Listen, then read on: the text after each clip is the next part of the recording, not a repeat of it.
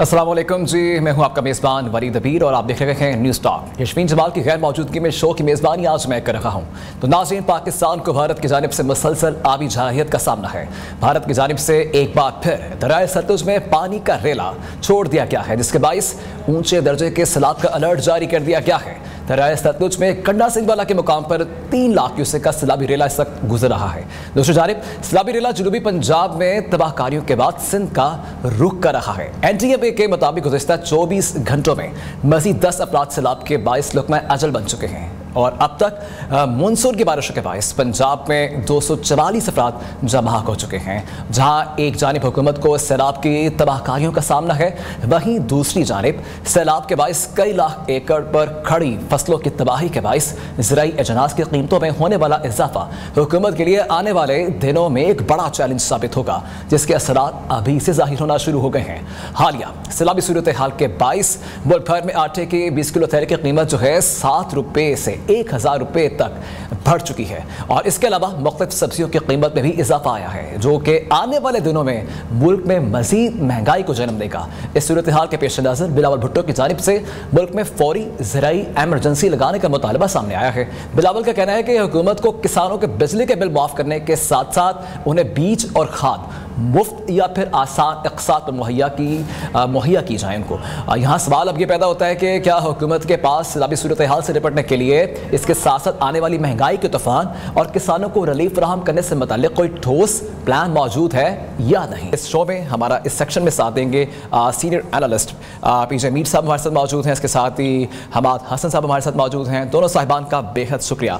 सबसे पहले मैं रुख करूँगा हमाद हसन के जानिब। हमाद साहब बताएगा कि एक तरफ ये सैलाबी सूरत हाल है, इफेक्टिव इसे 2-4 हैं और अब जिस तरह ये महंगाई की लहर का सामना है, तमाम तर लोगों को बेसिक नेसेसिटीज तक जो है वो महंगी हो गई हैं, इसको आप कैसे देख रहे हैं? कुछ नजर आ रहा है आपको कि हुकूमत के पास इससे निपटने के लिए कोई इक़दामात मौजूद हैं? ये दोनों अलग अलग चीज़ें हैं। महंगाई मुआशी बहरान की वजह से आती है और जो सैलाब आया है वो कुदरती आफात होते हैं। अगर मुआशी बहरान आता है, महंगाई आती है, तो हुकूमतों की नालायकी होती है। और किस हुकूमत की नालायकी थी? इस हुकूमत की है या इससे पहले वाले जो हुकूमत में रहे, जो लोग साहिब इक़्तिदार रहे, जिनके पास इख्तियार इक़्तिदार रहा, उन्होंने सही तरह से मुआशी मामलात को मैनेज नहीं किया, टैक्स इकट्ठा नहीं किया, तबाही और बर्बादी फैली उससे, और आज ये सूरत हाल है। रही दूसरी बात सैलाबी सूरत हाल, तो देखिए कुदरती आफात पूरी दुनिया में आते रहते हैं, लेकिन उस पर आप किसी हुकूमत को ब्लेम नहीं कर सकते, आप उन पर इल्ज़ाम नहीं लगा सकते। आप सिर्फ ये देख सकते हैं कि हुकूमत किस तरह इंतज़ामी तौर पर उससे निपटती है, उनकी कैपेसिटी क्या है, उनकी एडमिनिस्ट्रेटिव सलाहियत क्या है, वो किस तरह लोगों को फैसिलिटेट करते हैं, किस तरह उनको रिलीफ देते हैं, किस तरह उनको बचाते हैं, हम ये देख सकते हैं। अब पंजाब हुकूमत के हवाले से हम देखें तो मरियम नवाज़ साहिबा को तकरीबन 1.5 साल हो गया है हुकूमत में, लेकिन उससे पहले उनके वालिद भी इस सूबे के चीफ मिनिस्टर रहे थे तवील अरसा तक, फिर उनके चचा एक तवील अरसे तक चीफ मिनिस्टर पंजाब रहे, तो गोया एक लेगेसी है, एक कंटिन्यूएशन है। लेकिन जिस तरह ग्रिप होनी चाहिए थी वो उस तरह गो कि कुछ न कुछ कमज़ोरियाँ दिखाई देती है, और वैसे भी कुदरती आफात के दौरान आइडियल सूरत हाल नहीं होती, लेकिन कम अज़ कम इंतज़ामी तौर पर वो मामलात के साथ निपट रही है। पंजाब हुकूमत भी, चीफ मिनिस्टर पंजाब ख़ुद दौरे कर रही है, मुख्तलिफ मिनिस्टर्स पर, MPs पर उन्होंने टीमें तश्कील दी है, एडमिनिस्ट्रेशन पूरी तरह चौकन्ना है, अलर्ट है, और 1112 वाले इसी तरह दूसरे तमाम इदारे जो हैं वो काम करते दिखाई दे रहे हैं। लेकिन ज़ाहिर है जब 9-10 लाख क्यूसेक का पानी आया हो तो पंजाब एक मैदानी इलाका है और वहाँ पर तो 1 लाख क्यूसेक पानी भी आ जाए तो उसका फैलाव बहुत होता है। ज़ाहिर है 9-10 लाख क्यूसेक पानी, उसका फैलाव तो 20 मीलों तक होगा और उसने बहुत से देहात को, शहरों को, इंफ्रास्ट्रक्चर को, तमाम रोडों को, हर जगह को तबाह बर्बाद करके रख दिया है। तो हम कम से कम पंजाब हुकूमत पर कोई इल्ज़ाम नहीं लगा सकते। अलबत्ता उन्हें अपने इंतज़ामी सलाहियत को बेहतर बनाना चाहिए, मज़ीद बेहतर बनाना चाहिए। ठीक है, ठीक है। पीजे मीर साहब आप बताइएगा कि आप किस तरह देख रहे हैं एक अलार्मिंग कंडीशन है, जैसे हमारे साहब ने बताया कि दो डिफरेंट सिचुएशंस हैं। जो महंगाई है वो मईशत की वजह से हम इसको कह सकते हैं, लेकिन आपको लगता नहीं है हुकूमत को इसके ऊपर इकदाम करने चाहिए इस अलार्मिंग सिचुएशन में जो है इन्फ्लेशन को जो है बिलखुसूस कंट्रोल करना चाहिए? हालिया सैलाबी सूरत हाल के बायस मुल्क भर में आटे के 20 किलो के थैले की कीमत 700 रुपए से 1000 तक जो है वो बढ़ चुकी है। कैसे देख रहे हैं आप इसको? बेईमानी देख रहे हैं, लोगों की बददयानती देख रहे हैं, और फिर ये कहते हैं हम मुसलमान हैं। यार, कभी मुसलमान इस तरह की हरकत करता है? नंबर वन, महंगाई की जब आप बात करते हैं, महंगाई तो आपने कभी तक कंट्रोल की नहीं है। हम कभी सस्ता बाजार लगा देते हैं, कभी रमजान बाजार लगा देते हैं, एक एडहॉक अरेंजमेंट करते हैं। कंसिस्टेंसी और पॉलिसी तो कभी भी नहीं रही आपके पास। आपके पास कंज्यूमर कंट्रोल है कोई नहीं है, आपका मार्केट कंट्रोल है कोई नहीं है। फिर हम आज की जब बात करेंगे, इन पर्टिकुलर आज जो फ्लड्स आए हैं उसकी वजह से आप देख लें, जिनकी मैंने बात कर रहा हूं, बेईमानी दिखा रहे हैं, कहते हैं मुसलमान है। और भाई, फ्लड्स आए हैं और आपने कीमतें बढ़ा दी हैं, बिल्कुल माना, आपको बहुत नुकसान है। कई लोग हैं उनकी तो फसलें खत्म हो गई हैं, वो तो आगे वो रिवाइव नहीं कर सकते जब तक कि आप गवर्नमेंट उनको आगे सब्सिडाइज ना करे। लेकिन at the end of the day governments जो होती हैं इसको फोरसी करती हैं, प्लान करती हैं। हमें नहीं पता था कि कितना ये जो मानसून आएंगे तो कितना तूफान आएगा। हमें तो बहुत 3-4 महीने पहले पता चल गया था होगा। अगले साल की प्रोडिक्शन अभी हो गई है कि अगले साल जो मानसून आएंगे इससे भी ज्यादा शिद्दत होगी। तो क्या हमने को प्रिपेयर किया? नो, हम हैं रिएक्टिव नॉट प्रोएक्टिव। अब जब रिएक्टिव है हम उसके बाद तनकीद पे उठ जाते हैं। अब हम पंजाब गवर्नमेंट पे करेंगे, दूसरे गवर्नमेंट पे करेंगे, ये करेंगे।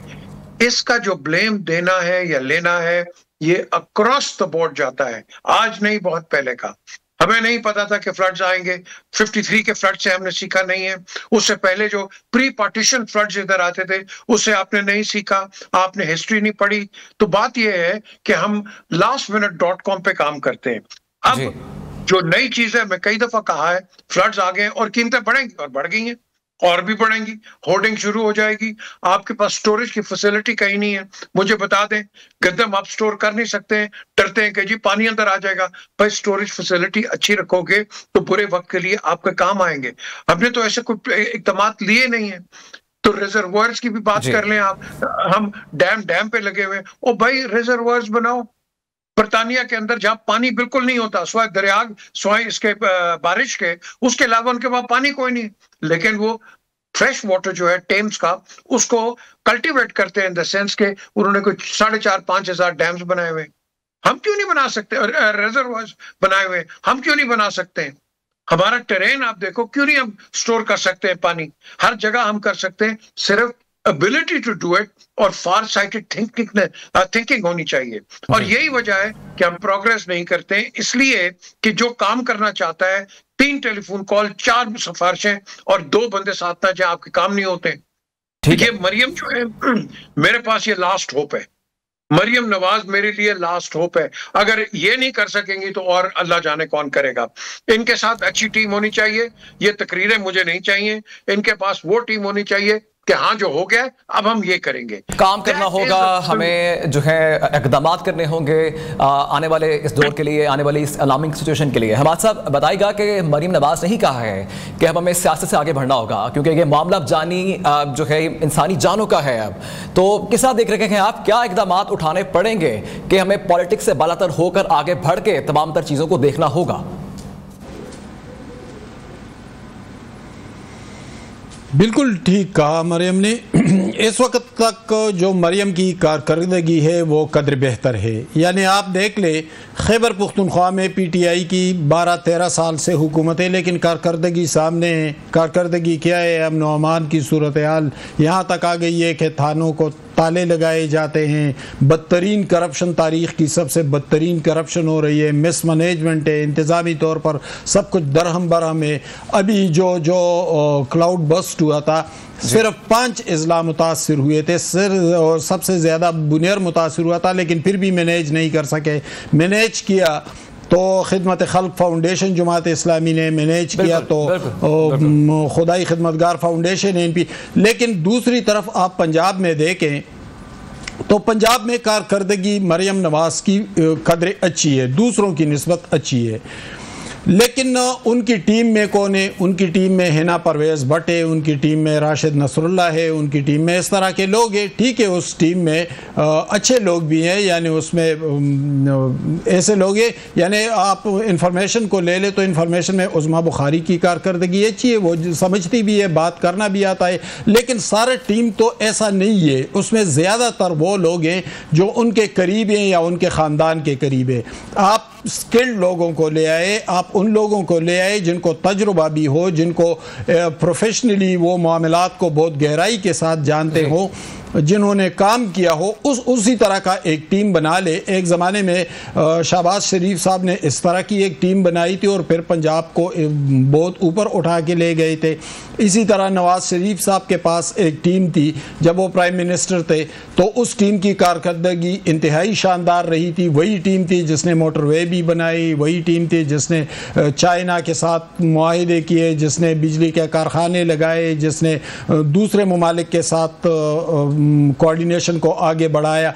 हर हवाले से कामयाबियां मिल रही थी। ठीक है। लेकिन इस वक्त मरियम का मसला ये है कि वो लायल भी है, उनकी लेगेसी जो है वो काफ़ी मतलब है, वो हमेशा उनकी कारकर्दगी अच्छी रही है। लेकिन मसला ये है कि उनके पास टीम की अदमी मौजूदगी है, उनके पास बेहतरीन टीम नहीं है। वो ब्यूरोक्रेसी से काम लेना जानते हैं। शरीफ फैमिली हमेशा उनका ट्रैक रिकॉर्ड ऐसा रहा है कि उन्होंने इंतहाई काबिल ब्यूरोक्रेट्स को मौक़े दिए और उनके स्किल से बहुत कुछ अचीव कर लिया। लेकिन इस वक्त न ब्यूरोक्रेसी में और न पॉलिटिकल साइड पे वो टीम दिखाई दे रही है जो नवाज शरीफ साहब के पास थी या जो शहबाज शरीफ साहब के पास थी। अगर टीम को बेहतर बना ले तो मरियम यकीनन बहुत लायल है, एक मैंडेट भी उनको हासिल है, तजुर्बा भी है, ख़ानदान की एक लेगेसी भी है, तो वो बहुत कुछ अचीव कर सकती है। ठीक है, हमें होमवर्क करना होगा, तमाम तरह इकदाम में काम करने होंगे। काफ़ी उम्मीद नजर आती भी है इस गवर्नमेंट से। पीछे मीर साहब आप बताइएगा, भी आपने जिक्र किया था हुकूमत को सब्सिडाइज करना होगा। आप बिलावल भुट्टो ने जो प्रेस कॉन्फ्रेंस की है उसको कैसे देख रहे हैं? क्योंकि उनकी जानिब से तजावीज़ भी दी गई हैं और इसके अलावा उन्होंने तजवीज़ ये दी है कि जब तक सैलाब खत्म नहीं होता किसानों का जो बिजली बिल है उसको माफ़ किया जाए। इसके अलावा क्या हुकूमत के पास अब इतने वसाइल हैं कि ये सब्सिडाइज कर सकेंगे? एक तो हमने अपने जो अवाम है, इस कौम को ये भीख से हटाना है। हर दफा हम रिलीफ ही देते रहेंगे जी। रिलीफ कब तक आप देते रहेंगे? हुकूमत का बजट आपका ऑफसेट हो जाता है। आप एक ऐसे प्लान्स बनाएं कि जिसके अंदर हम सब, ये जो अवाम है, गरीब इन पर्टिकुलर, ये खुद कफील हो। इनको चैरिटी पे मत लगाएं, क्योंकि चैरिटी पे लगाएंगे हम रहेंगे, पूरा मुल्क ही चैरिटी पे रहेगा। हमने अपने आप को डेवलप करना है, ह्यूमन डेवलपमेंट करनी है कि जिसके अंदर आप ऐसे ऐसे प्लान्स बनाएं कि आप स्किल्ड लेबर लेके आए, आप लोगों को आगे एजुकेट करें, ताकि इन टाइम्स ऑफ डिजास्टर खुद सेल्फ सस्टेनेंस भी हो जाए। ठीक है, अगर आपने टेम्पररी ये जो दे रहा है, जो डिजास्टर है, लेकिन इस डिजास्टर का रिस्पॉन्सिबल कौन है? जो हुक्मरान है। आप अवाम को नहीं कहेंगे कि रिस्पॉन्सिबल है। क्या हुक्मरानों ने पहले इसके इकदाम क्यों नहीं लिए? क्या हमने इनको वो टांगा पट्टी लगाते रहे? Big question mark. यही तो आ गई ना बात कि जब भी फ्लड आएगा, तूफान आएगा, अर्थक्वेक आएगा, कुछ होगा, हम टांगा पट्टी लगाते रहे।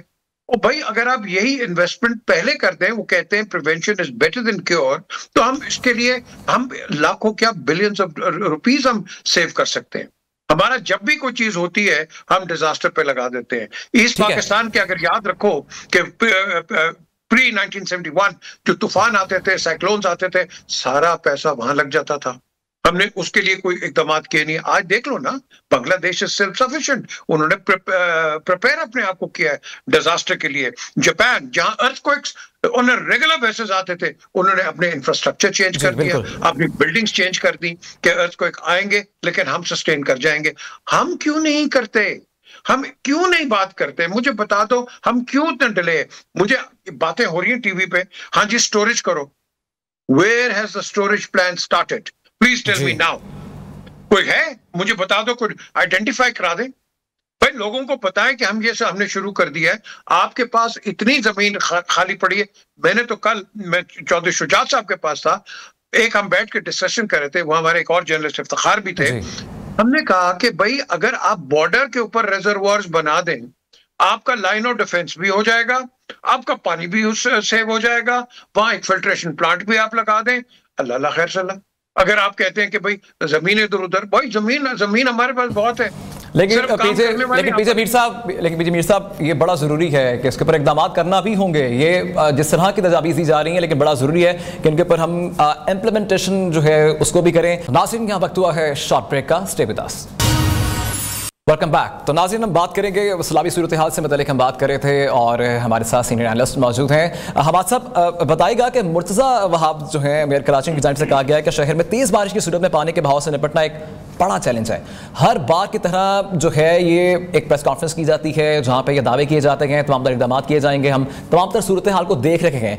ये बताइएगा कि चौथी बार ये इनका इक़्तिदार है पीपल्स पार्टी का, और लेकिन जब भी कोई ऐसा मामला होता है तो हम देखते हैं इस्लामी सूरत हाल को भी देखते हैं, वहाँ पे जो अफेक्टीज होते हैं उनको भी हम अफेक्ट होते देखते हैं। क्या लग रहा है आपको, इस बार कोई इक़दाम नजर आएंगे या आने वाले दिनों में? मुर्तज़ा वहाब साहब क्यों कह रहे हैं कि चैलेंज से आप निपटे क्यों नहीं? आपके तवील अरसे से सिंध में आप ही की हुकूमत है, मैंडेट आपको मिलता है, सिंधी आपको वोट देते हैं, भुट्टो जिंदा है सिंध के अंदर, फिर ये बात क्यों कर रहे हैं कि चैलेंज है? चैलेंज से पहले आपको इंतजामात करने चाहिए थे। कराची में थोड़ी सी बारिश होती है और फिर पूरा कराची डूब जाता है। आप पाकिस्तान के सबसे बड़े शहर को नहीं बचा रहे हैं, तो फिर आप नवाबशाह, टंडोजाम और शिकारपुर और इन अजला को कैसे बचाएंगे? देखिए, ये बहाने अब ख़त्म कर देने चाहिए। डिलीवरी लेकिन अलमिया हमारा ये है कि हम सियासतदानों से नारों की बुनियाद पर उनकी चाहत बना देते हैं। हम डिलीवरी की बुनियाद पर नहीं बना देते कि इस सियासतदान की डिलीवरी क्या है। यानी आप देखें तो नवाज शरीफ साहब की डिलीवरी सबसे बेहतर रही है, लेकिन पॉपुलैरिटी किसकी है? पॉपुलैरिटी उसकी ज़्यादा है जिसकी डिलीवरी तो क्या, जिसने तबाही फैला दी थी। इसी तरह सिंध में 70 से तकरीबन जितने भी इलेक्शंस हुए तो पीपल्स पार्टी को मैंडेट मिला, सिवाय एक दो बार के जब जाम सादिक और वो दूसरे बने थे। लेकिन अमूमी तौर पर तकरीबन जो इलेक्शन से जो हुकूमतें बनी तो उसमें 70-80% पीपल्स पार्टी को मैंडेट मिला और पीपल्स पार्टी ने हुकूमत की। फिर वो इंतजामात क्यों नहीं कर सके? अब ये पानी जब सिंध में दाखिल हो रहा है तो क्या सिंध हुकूमत के पास ये इंतजामात हैं कि वो अपने लोगों को, अपनी आबादियों को, अपने इंफ्रास्ट्रक्चर को, अपने अजला को बचा सके? अगर बचाने में नाकाम रहे हैं तो फिर खुदा नख्वास्ता नाकाम हो गए और नुकसान हुआ तो फिर सिंधियों को सोचना चाहिए ना कि उनको क्या करना चाहिए। हम तो सिंध के अंदरूनी मामलात ज़ाहिर है कि हम वहाँ पे नहीं गए हैं या हमने नहीं देखा है कि क्या सूरत हाल है, लेकिन ये बात जो कर रहे हैं मुर्तज़ा वहाब या पीपल्स पार्टी के दूसरे लीडर, तो उनको अपने काम पे, अपनी कारकर्दगी पे कॉन्फिडेंस नहीं है। और ये क्यों नहीं है? सवाल हमारा ये है कि आपको कॉन्फिडेंस क्यों नहीं है? आपको तो बार बार मैंडेट मिला, सिंध हुकूमत आपके पास चार बार लगातार इक़्तिदार रहा पीपल्स पार्टी के पास, अभी भी है। पीजी मीर साहब, what's your take on that कि 2022 में भी जब सैलाब आया तो सबसे ज़्यादा नुकसान सिंध में हुआ था। आप कैसे देख रहे हैं, अगर हम पास्ट में भी देखें और अब की सूरत हाल को भी अगर मुलाहिजा करें? वो कहावत है ना, नेल ऑन द हेड, तो वो हमाद ने तो मार दिया है। सीधी बड़ी सीधी बात की है उन्होंने जी कि आप इतनी देर गवर्नमेंट में रहे हो, क्या आपको नहीं पता कि आपने करना है? आज पूछ रहे हैं ये कैसे करेंगे, कैसे आके टीवी पे बातें करना। जो सबसे बड़ा फ्लड आया ना, आपको पता है कहाँ है? आपको पता है? आप बताएं मुझे। सबसे बड़ा फ्लड टीवी पे आया है, क्योंकि जितनी फ्लडिंग कॉन्फ्रेंसेस और प्रेस कॉन्फ्रेंसेस हुई हैं उतना तो मेरे ख्याल में फ्लड उधर आया नहीं। आप सिंध की बात कर रहे हैं, जिस तरह प्रेस कॉन्फ्रेंस की बताया गया कि हम काफी इक़दाम कर रहे हैं। पूरे पाकिस्तान में यही है, छोड़ दें सिंध को, पूरे पाकिस्तान में यही है। हम रिएक्टिव हैं, जैसे मैं बार बार कहता हूं, जब आ जाता है ये होना चाहिए था, वो होना है, ये होना, ओ भाई, you are in government, you do it, who else is going to do it? अब हम एक दूसरे को गवर्नमेंट वर्सेस गवर्नमेंट हो जाती है यहाँ। और भाई आपने करना है, आपके ऊपर एक जिम्मेदारी है, आप वोट लेके आए हैं, आप अपॉइंटेड हैं, आप इक़दामात देखें, आप फ्यूचर प्लानिंग करें। आपने कोई प्लान है? नहीं, कोई प्लान नहीं। सिंध के अंदर पानी इसलिए आ रहा है कि एक बात चली थी बड़ी, ये आज की नहीं है, 18th सेंचुरी की बात चल रही है, कालाबाग डैम की। और उस वक्त कहा था कि that is the best place कि जहां सिल्टिंग नहीं है। सिल्टिंग आज तरबेला में भी है, सिल्टिंग आज मंगला में भी है, सिल्टिंग बारसक में भी है। अब बात मुझे बताएं, चले इन डैम्स को छोड़ें, आपने कोई रिजर्वायर को प्लान किया जो हम बार बार करते हैं? क्यों नहीं किया? क्योंकि आप सोच ही नहीं है ना। आप वेट करते तूफान आएगा फिर हम बात करेंगे, फिर आप एड हमें मिल जाएगी, फिर ये होगा, फिर इन द मीन टाइम जो लोग हैं आपकी ये प्लानिंग नहीं है। आप उनको इजाजत कैसे देते हैं कि रिवर बेड्स के साथ अपनी बस्तियां करें? मुझे बता दें। मूविंग माउंटेन्स जो हैं, आप उनके अंदर इजाजत कैसे देते हैं कि लोग जाके ऊपर जाके पहाड़ों के ऊपर अपने घर बनाए? अर्थक्वेक होते हैं, सब नीचे गिर जाते हैं, फिर हम उनको उनकी एड करते हैं। 2006 में नहीं देखा क्या किया हमने? तो द क्वेश्चन इज कि हमारा लॉन्ग टर्म को सोच नहीं है, हमारी सोचें बड़ी छोटी हैं। मुल्क बड़ा है, सोच छोटी है। सोच बड़ी करो। इसलिए मैं एग्जांपल्स देता हूं बर्तानिया की, बाकी मुल्कों की। छोटे छोटे मुल्क लेकर देखो सोचे क्या है, पूरी दुनिया पे हुकूमत कर गए वो लोग। हम क्यों नहीं कर सकते? हम कर सकते हैं। अगर हम न्यूक्लियर, पर्टिकुलरली पाकिस्तान, अगर हम एक न्यूक्लियर पावर बन सकते हैं, we can do anything, we can do wonders. लेकिन क्यों नहीं करते? क्यों पता है? मैं आपको बताता हूं क्यों नहीं करते। हर बंदा पाकिस्तान में चाहता है मैं हुक्मरान रहूं, दूसरा पावर में ना आए। ये एक स्टैंडर्ड एसओपी है। भाई मिल के सारे काम करो, मिल के हुकूमतें करो, मिल के पाकिस्तान का बेहतरी करो ना। मैं करूंगा, हम नहीं करेंगे। जब तक आप हम का लफ्ज इस्तेमाल नहीं लेके आएंगे, आप इस मुल्क को आगे नहीं लेके जा सकते। कुछ भी आप कर लो, आपकी सोचें बड़ी लिमिटेड हैं। इन सोचेस को बड़ा करो। आपके इनटॉलरेंस है, आपके अंदर टॉलरेंस दिखाओ, टॉलरेंट बनो, और यही आपकी सोसाइटीज बनती हैं। हम एक सप्रेस सोसाइटी बन गए हुए हैं, तो कब तक रहेंगे?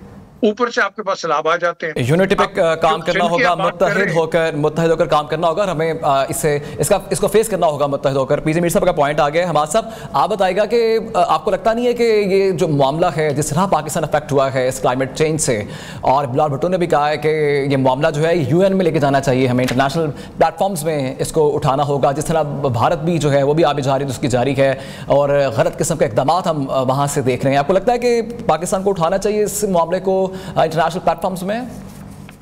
देखिए, क्लाइमेट चेंज एक इंटरनेशनल इशू तो है। अगर पाकिस्तान इसमें यूएन में जाए या इस मसले को उठाए तो उसमें कोई हिरच तो नहीं है। लेकिन क्या हमने मकामी तौर पर उस हवाले से कोई काम किया है? हमने एनवायरमेंटल हवाले से या क्लाइमेट चेंज के हवाले से हमारी अपनी कारकर्दगी क्या है? जो यहाँ के इदारे हैं, जो फंडिंग हुई है, जो दुनिया हमसे तकाजा कर रही है, तो हमने उस हवाले से हमारी परफॉर्मेंस क्या रही है, फिर हम दुनिया को क्या बताएंगे? यानी आप देखें ना, वो सुनामी बिलियन ट्री का आया था, और जब खैबर पख्तूनख्वा असम्बली की पार्लिमानी कमेटी बनी और तहकीकात करने लगी तो कहीं पे कोई दरख्त दिखाई ही नहीं दिया। हमाद साहब, ये आपने पॉइंट अच्छा उठाया है, ये बड़ा ज़रूरी पॉइंट है। मतलब दावे बड़े किए गए, बल्कि दिखाया भी गया कि जो है बिलियंस जो ट्री प्रोजेक्ट है उसको हमने एग्जीक्यूट कर लिया है। लेकिन अब जिस तरह वहाँ पे सैलाब आया है, इसके इफेक्ट जो हम देख रहे हैं, कुछ भी नज़र नहीं आया वहाँ पे हमें। तो इसीलिए सैलाब आया ना कि आपने सारे पहाड़ों का बेड़ा गर्क कर दिया। घने जंगलात थे, बुनेर, स्वात, दीर, शमाली अजला जितने भी हैं। लेकिन किसके हुक्म से ये तबाही हुई कि ये लकड़ियाँ किन लोगों ने काटी, किन लोगों ने बेची, किन लोगों ने अरबों रुपए कमाए? उन लोगों ने कमाए जिन्होंने सुनामी बिलियन ट्री किया। और सुनामी बिलियन ट्री पे जब पार्लिमानी कमेटी बनी थी, मैंने उसको रिपोर्ट भी किया था। अकरम खान दुरानी साहब जो साबिक वज़ीर आला है, वो उस कमेटी के को हेड कर रहे थे, उनका मैंने इंटरव्यू भी लिया था। तो कहते हैं कि हम जहाँ जाते थे, कहते थे कि यहाँ पे जंगल लगाना था, सुनामी बिलियन ट्री, कहते हैं हम वहाँ जाते थे, वहाँ पर एक छटेल मैदान होता था, कागजात मंगवाते थे, कागजात में कुछ होता नहीं था। ओ भाई, अरबों रुपए का मंसूबा था। पैसे किसने खाए? पैसे उन लोगों ने खाए जो इस जुमात में आए थे, इस जमात के अंदर रहकर अच्छे दिनों में डाके मार गए और जब बुरा वक्त आए तो इस जमात को छोड़कर कहीं और चले गए और पैसा महफूज हो गया। कौन सी गिरफ्तारी हुई मुझे बताए ना। सुनामी बिलियन ट्री में एक भी बंदे की गिरफ्तारी हुई है?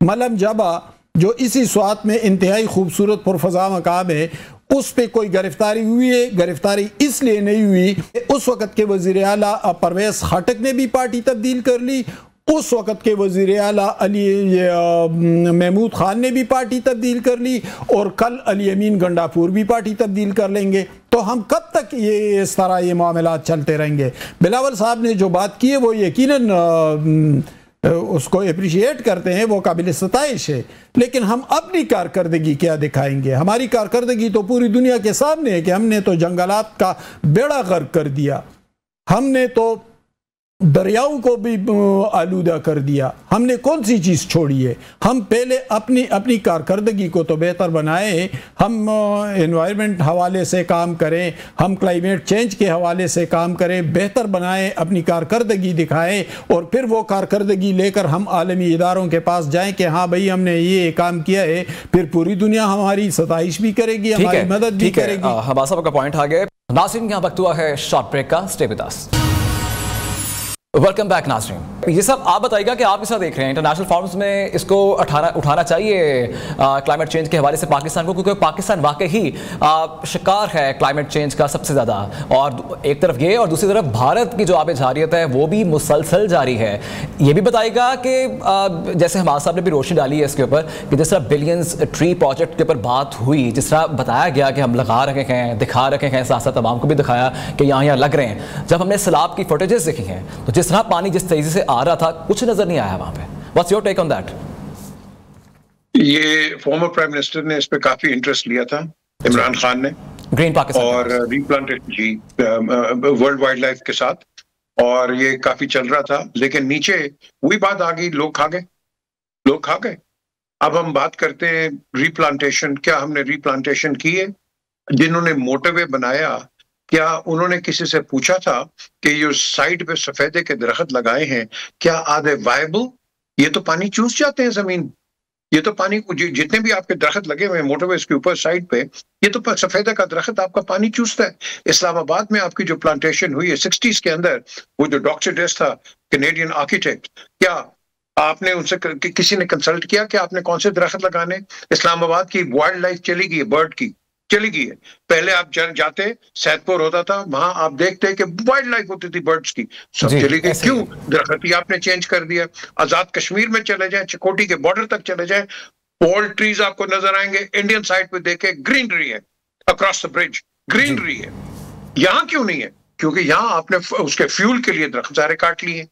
अब आप ये करोगे तो आज तक, मैं तो 60s 70s की बात कर रहा हूं, उस वक्त लैंडस्लाइड्स आती थी, आज तो और भी लैंडस्लाइड्स लगा दो कि ये जो धुआं ऊपर जाता है इसको कंट्रोल करो। किसी ने कहा है? नो। आपकी गाड़ियां, कई गाड़ियां हैं जो विदाउट कैटालिटिक कन्वर्टर्स चलती हैं, एनवायरनमेंट तो आपकी खराब होगी। अनसर्विसेबल गाड़ियां आपकी चल रही हैं, धुआं दे रही हैं, हर चीज, दे ऑल एक्यूमुलेट के जिसके ऊपर होगा। हम क्या करते हैं, देखें हमारे पास एक सीढ़ी है इस खत्ते के अंदर, हिंदुस्तान, पाकिस्तान, और उसके बाद फिर पाकिस्तान के, जिसकी आपने भी पहले बात भी की, सिंध। पानी ऊपर से नीचे ही आएगा और आगे ही जाएगा, तो जाएगा। इन द मीन टाइम हम क्या कर रहे हैं पानी के साथ? Exactly. हिंदुस्तान के ऊपर तो बड़ा ब्लेम, रोक लेगा, वो कभी रोक नहीं सकता। क्या वो डूब जाएगा रोक के? अभी तो उन्होंने डैम बनाए नहीं, अगर करेगा भी कम से कम 15-20 साल उसको लगेंगे। इन द मीन टाइम हम पानी का क्या कर रहे हैं? हम तो पानी समुद्र में फेंक रहे हैं। मुझे बता दो, हमें पड़ी हुई है जी कि कराची के ऊपर वहां मैंग्रोव खराब होंगे। और यार मैंग्रोव ज्यादा जरूरी है कि इंसानी जिंदगी?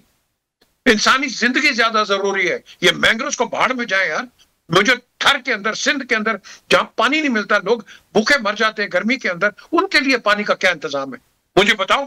बातें तो हम बड़ी कर देते हैं, तकरीरें कर देते हैं, किया क्या है हमने? मुझे बताओ। तो इस चीज के ऊपर हमें बड़ी संजीदगी से काम करना है जी, बड़े बड़े सोच समझ के काम करना है, और ये नहीं इमोशनल होके, हमें प्रैक्टिकली काम करना है।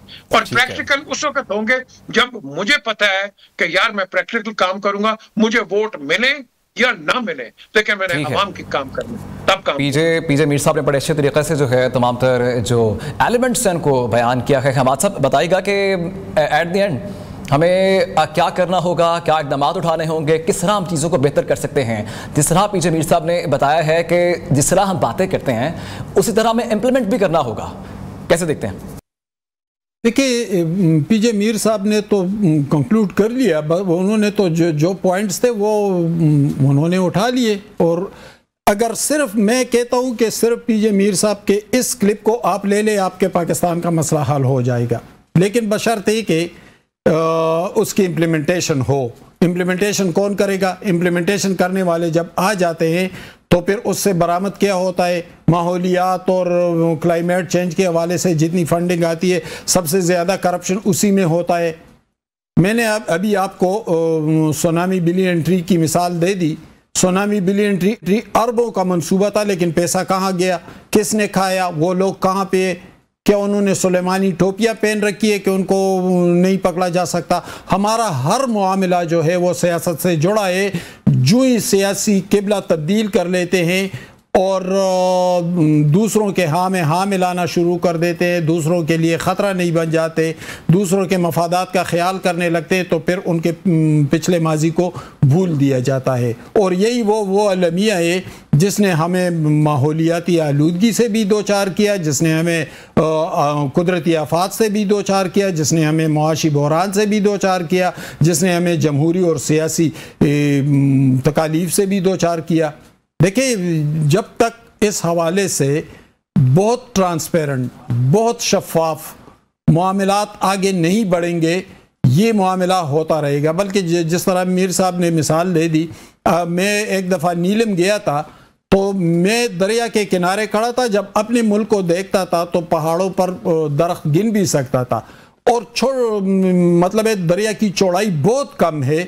और दूसरी तरफ मैं इंडिया की तरफ देखता था तो ऐसे घने के वहाँ से शायद किरण को भी गुजरने का रास्ता न मिले। तो देखे, हमने अपने माहौल के साथ ये किया। आप जाए, ये दरिया सिंध दुनिया का इंतहाई मीठा पानी, इंतहाई खूबसूरत पानी, लेकिन उसके साथ हमने किया क्या है? तो ये जब हमारे करतूत ये होंगे और वो जब सियासी मामलात उस पर गालिब आएंगे, जब करप्शन होगी, जब करप्शन का पूछा नहीं जाएगा, तो फिर यही होता रहेगा जो हो रहा है। जी ठीक है, हमाद साहब से मतलब यही कह रहे थे कि इम्प्लीमेंट जहाँ बातें की जाती हैं वहाँ पर इम्प्लीमेंट करना बहुत ज़रूरी है। जहाँ पे रेस्क्यू और जो अफलाही तंजीमें वो अपना काम करेगी है, हुकूमत भी काम करेगी है, लेकिन हुकूमत को मज़ीद जो है वो इक़दाम करना होंगे ताकि जो अफेक्टीज़ हैं उनकी बहाली के अमल को तेज़ किया जाए और आने वाले जो मामलात हैं उनको भी संजीदगी से देखा जाए। इस तमाम तर सेक्शन में इस प्रोग्राम में हमारा साथ दिया, हमारे साथ मौजूद थे सीनियर एनालिस्ट पीजे मीर साहब और हमाद हसन साहब, दोनों साहिबान का बेहद शुक्रिया। नाज़रीन, आने वाले दिनों में हुकूमत क्या इक़दाम करेगी सैलाब से और इसके बाद आने वाली महंगाई की लहर से किस तरह जो है उसको फेस किया जाएगा, इस बड़े चैलेंज को, इससे अभी कुछ कहना कबल अज़ वक्त होगा। आपसे मुलाकात होगी कल। अल्लाह हाफ़िज़।